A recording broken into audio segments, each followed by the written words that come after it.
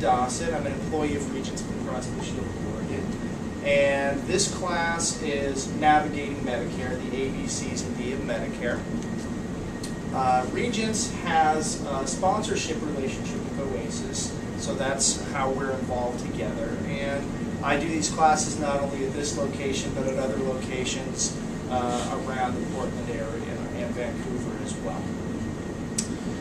The goal here is to basically have people know more about Medicare and your coverage options when you leave than when you started today. So that's my primary goal. So some of this you may be familiar with, you've done some research, some of this may be new.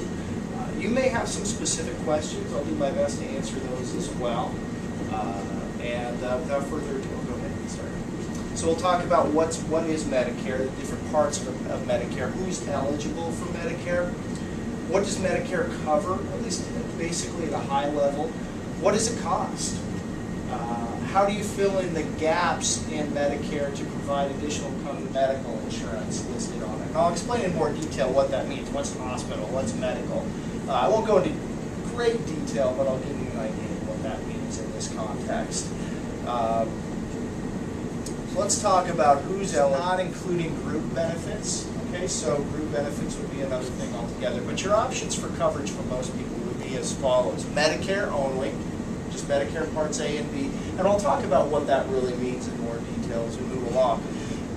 Or you could add, and in addition to that, you could add a Medigap plan or a Medicare supplement. This is a secondary insurance plan. It pays after Medicare. I'll go into more straightforward. Unlike an HMO, I don't want to go into too much detail, but it's a fee-for-service plan, and basically that just means if there's a service, you go to the doctor, there's a fee that Medicare pays for that service.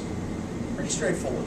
You can see any provider that accepts Medicare, and certainly that can be an issue. If you're new, especially if you're a new patient to a doctor's office, getting access can be a problem when you have Medicare. Let's be honest about that. There are some ways to improve that access to doctor. Your financial responsibility when you have only Medicare A and B. In other words, there's no out-of-pocket maximum. Most insurance plans, if you see them, will have some sort of limit. You know, if you have a catastrophic situation, maybe you don't pay more than $5,000 in a year or $10,000 or something like that, and then your plan pays the balance after that. But Medicare doesn't do that. In the case of a hospital stay, if it's extremely long, longer than 60 consecutive days, and you start to have out-of-pocket costs beyond that initial deductible, if you have 150 consecutive days, you'll pay around $40,000 out of pocket for a hospital stay under Medicare Part A. This is really plans are standardized, and they're named by letter of alphabet, which is a little confusing when you when you figure that there's Medicare A, B, C, and D. There are also Medigap plans A, B, C, and D that are not the same. And they go all the way through the letter N of the alphabet now, actually. It says L here, but that's been updated just this year, and there are a couple of other options. Not every insurance plan that sells a Medigap plan will sell all of them. They will sell Plan A, and then maybe a selection of others. Yeah, but it's different. All Part D plans have some things in common. So let's talk first about copays. Copays will be different, but there are 5 different levels. There's Tier 1. Tier 1 is generic medications. Tier 2. Okay, it's 5 different levels. Yeah, or tiers. Let's call them tiers. T-I-E-R. Because the official term is a tier under Part D. So you'll see this in common. Tier 2 would be, in most cases, referred to as preferred brand name drugs. So it's a brand name drug that's preferred by that insurer. Tier 3 would be non-preferred brand name drugs.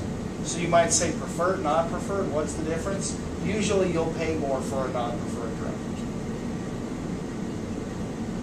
Tier 4, Medicare beneficiaries, there is so much information on there, it's hard to encompass, but I always thought it was like, oh. it's hard to even comprehend what you're looking at Yeah. sometimes.